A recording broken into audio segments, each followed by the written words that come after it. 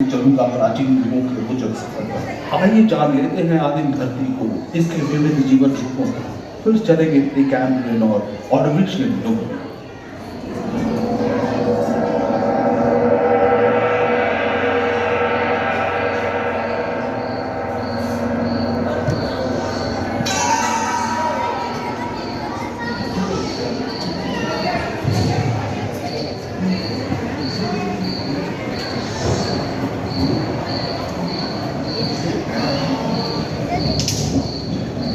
कहते हैं कि 460 करोड़ वर्ष पहले प्रचंड धूल के बवंडर से हमारे सौर जगत का जन्म हुआ।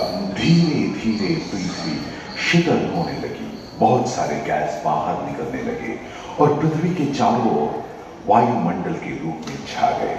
इन गैसों ने बिजली की कड़क और बादलों की गरज से मिलकर एमाइनो एसिड का निर्माण किया। प्राय 350 करोड़ वर्ष पहले प्रथम एक कोशिकीय जीव की रचना हुई। लगभग 280 करोड़ वर्ष पहले स्टोमेटोलाइट ने प्रकाश संश्लेषण के द्वारा वायुमंडल में ऑक्सीजन को मुक्त किया। वायुमंडल में ऑक्सीजन के स्तर में निरंतर वृद्धि से 120 करोड़ वर्ष पहले एक से अधिक न्यूक्लियस वाले बहुकोशिकीय जीव का जन्म हुआ। इस क्रमिक विकास से ही platform, jellyfish, starfish, nautiloids and सागर के किनारे वाले अंचल में पौधे फैलाने लगे। बहुत तेजी से विभिन्न प्रजातियों की कई मछलियां विकसित हुई। यहाँ जो विशाल मछली दिख रही है उसका नाम है टार्कियोस्टस।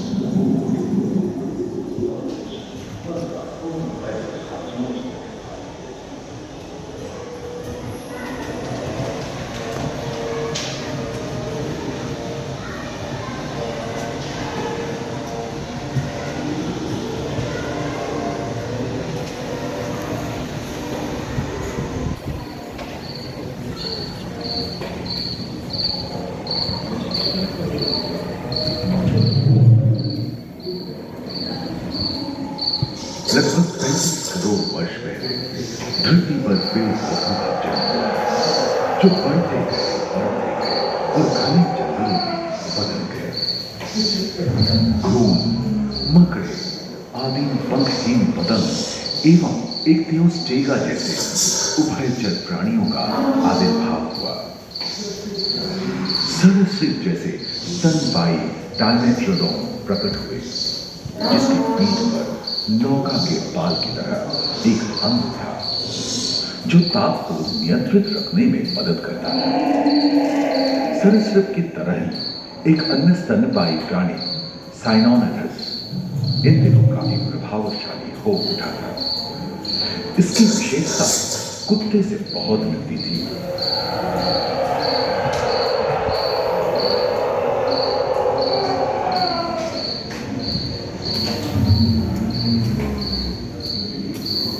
प्राय 1 मीटर तक पंख फैलाने में सक्षम दानव जैसा ड्रैगन फ्लाई, साथ ही जल चिट्टे, बीटल एवं बिच्छू पृथ्वी के चारों ओर फैल गए थे। धरती में पाए जाने वाले अधिकांश कोयले ही कार्बोनिफेरस युग के मृत पौधे से उत्पन्न हुए थे, जो कि धरती के अंदर दब गए थे।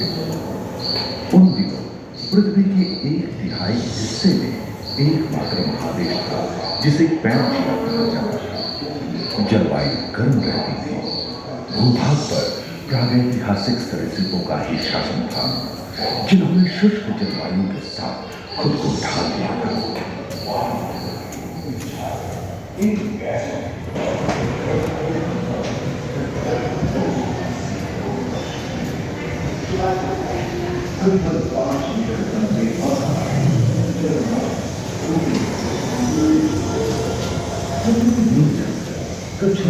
और मगरमच्छों का जन्म लगभग 22 करोड़ वर्ष पहले इस धरती पर हुआ।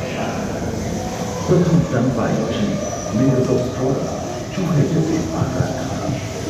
प्राचीन सरीसृप के समान और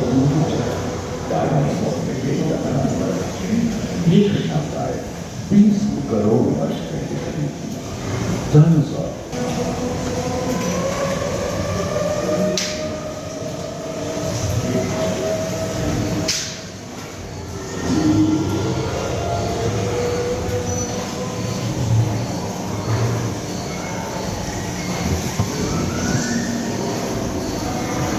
4 पैरों से चलते थे, तो स्टेनोफाइसिस 2 पैर वाले डायनासोर थे।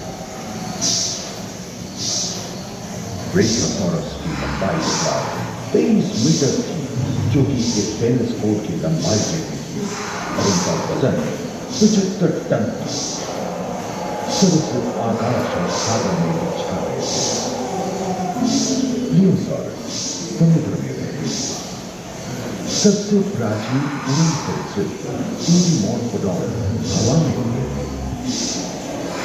ये भी प्रथम पक्षी आर्क्टोपटेरस का उदय 10 करोड़ वर्षों तक, यानी जुरासिक के अंतिम चरण से क्रेटेशियस युग का प्रथम चरण तक डायनासोर के लिए स्वर्णिम युग रहा।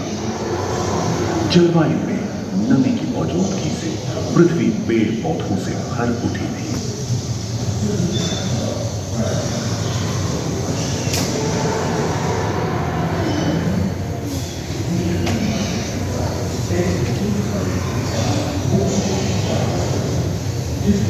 बेल्जियम देश खंडित होने के कारण भारत एशिया की ओर खिसकने लगा था।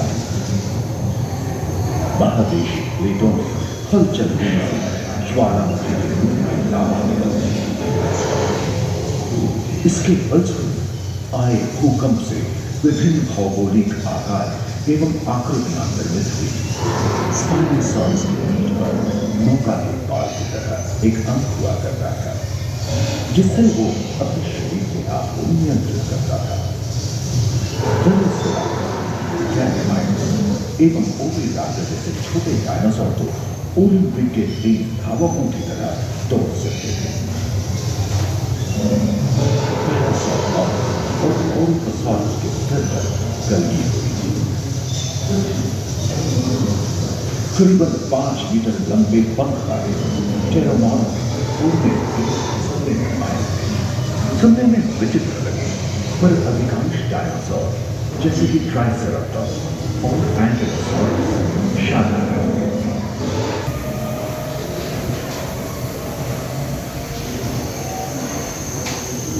भूमध्य रेखा के पास आबहवा में उष्णता बनी रही, परंतु नदियां सूखने लगी थी एवं जंगल कम होने लगे थे।